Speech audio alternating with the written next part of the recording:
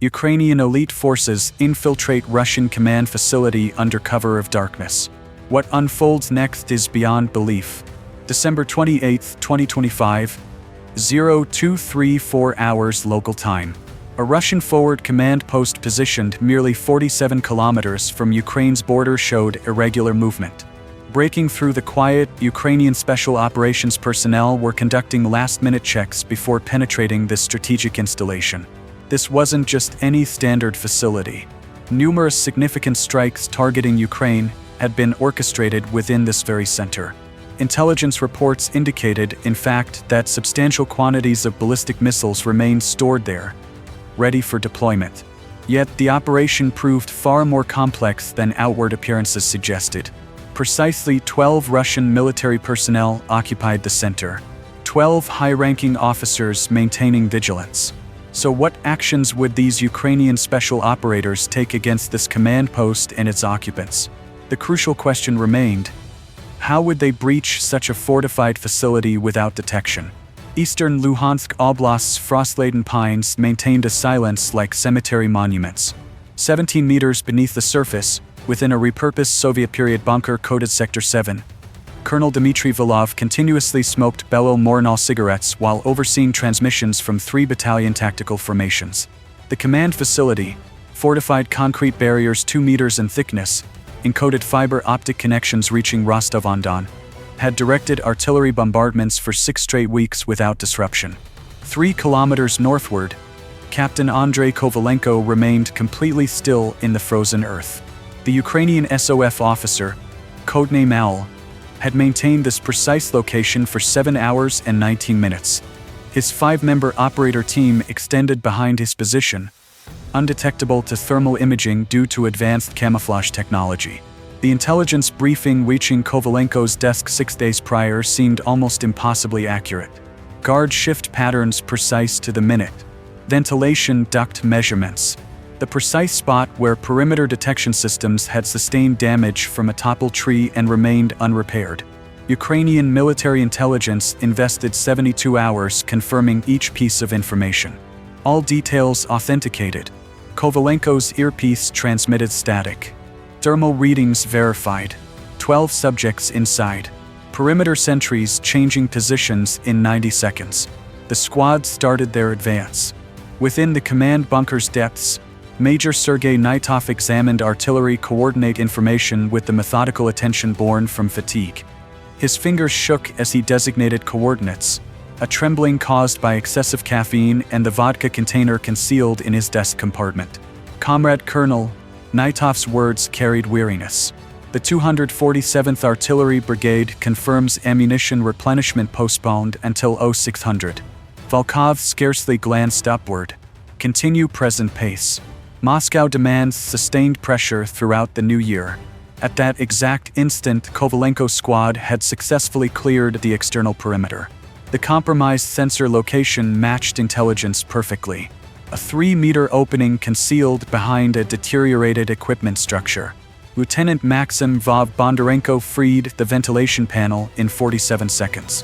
The fasteners had been gradually loosening for months following someone's use of an impact tool configured at incorrect torque. Within the shaft, temperatures fell an additional 8 degrees. Kovalenko navigated through antiquated Soviet ductwork with expert precision, his squad maintaining flawless synchronization behind him. In the command room beneath, Volkov prepared acrid coffee, oblivious that the ventilation opening overhead was about to transform into an entry point for catastrophe. The grate released at 2:41 a.m. Kovalenko descended with gymnastic accuracy. His silenced Glock 19 had already acquired targets before his knees cushioned the landing. The communications specialist pivoted, lips parting for an alarm that never sounded. The subsonic 9mm projectile struck his torso with substantial force, yet without the explosive report. He fell backwards, fingers clutching at an injury that had punctured his lung. 5 additional Ukrainian operators emerged through the opening. 6 phantoms in a space that, per Russian military theory, was impregnable. Major Naitov lunged for his pistol. The second suppressed round struck his shoulder, whirling him against communications gear. Electrical discharge erupted as 3 encrypted terminals valued beyond a premium vehicle toppled over. Volkov's fingers moved toward the emergency alarm, 3 centimeters distant, when Kovalenko's command pierced the confusion. Apologies for the interruption, but I wanted you to understand that I dedicate countless hours to these videos. Please hit that subscribe button. 93 seconds from entry to total dominance. 11 Russian commanders restrained with plastic ties. Colonel Volkov's steel-colored eyes followed each action. You're committing a disastrous error. This installation is under surveillance. Command will detect irregularities within moments. Kovalenko pulled off his mask. Your previous transmission to Rostov occurred 11 minutes ago. Regular communication procedures keep you quiet for another 49 minutes. We've analyzed your routines, Colonel. Every channel, every procedure, every damn error you've committed for 6 weeks. Volkov's teeth ground together. How extensive was their knowledge? How prolonged had their observation been? Lieutenant Kovalenko transitioned to Ukrainian. Initiate information retrieval. Everything. Vova's hands raced across keyboards. 15 terabytes, artillery positions for the complete sector, logistics paths, unit capability assessments, identities of collaborators in controlled regions. The figure registered like a physical blow. 15 terabytes. Every Russian campaign in the Luhansk area downloading onto storage devices that would reach Kiev by dawn. Volkov's complexion turned ghostly pale. This is impossible. Impossible how? Kovalenko advanced closer, tone descending to a threatening murmur. Impossible to breach your impenetrable installation? Impossible to retrieve intelligence from your protected networks. He extracted a smartphone displaying rough security recordings. Russian personnel loading ordnance shells. Timestamped 3 days back. We've penetrated your logistics chain for 4 months.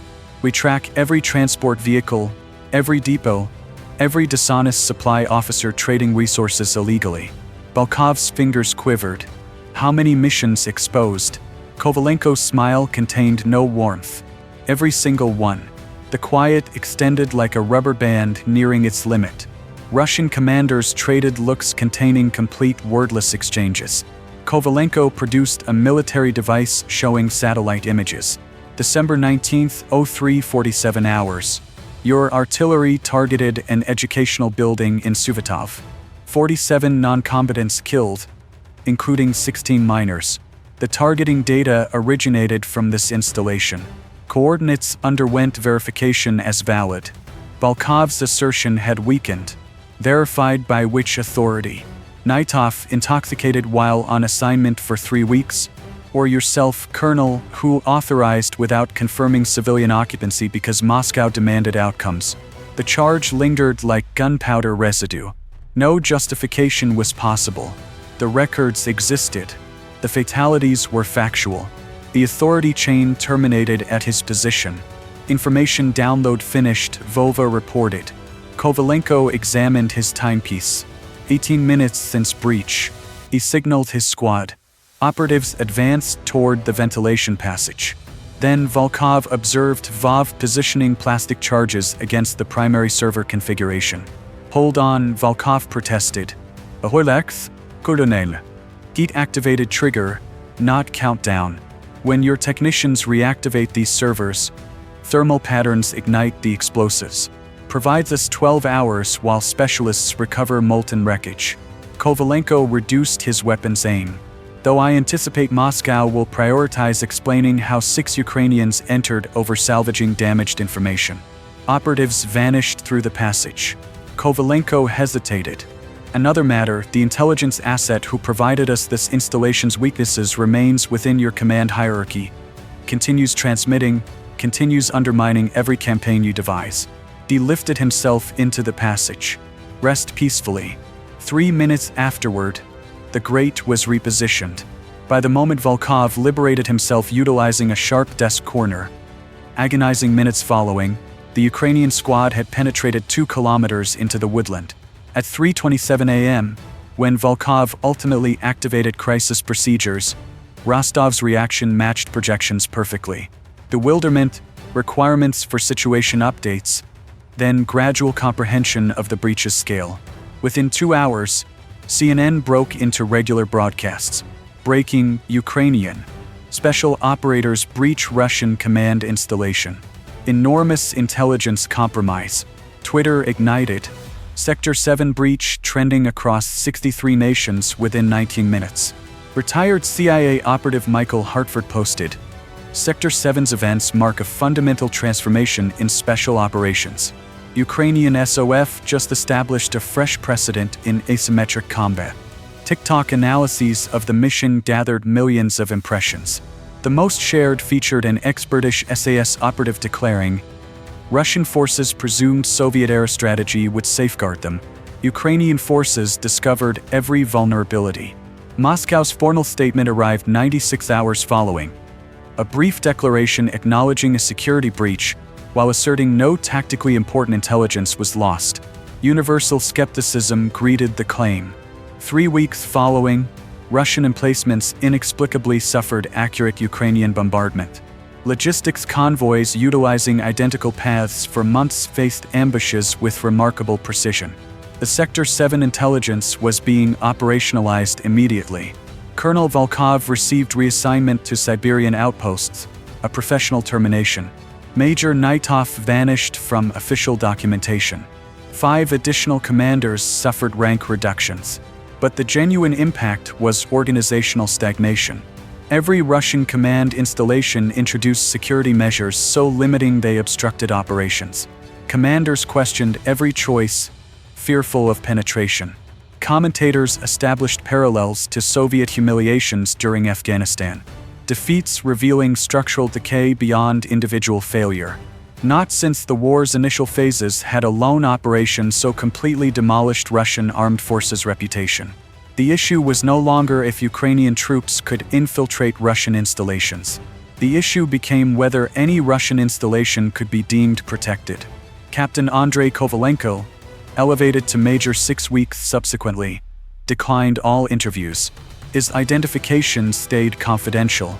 Yet within Ukrainian intelligence communities, OWL became representative of a fresh paradigm where patience, exactness, and intelligence superseded destructive capability. Sector 7's infiltration spanned 23 minutes.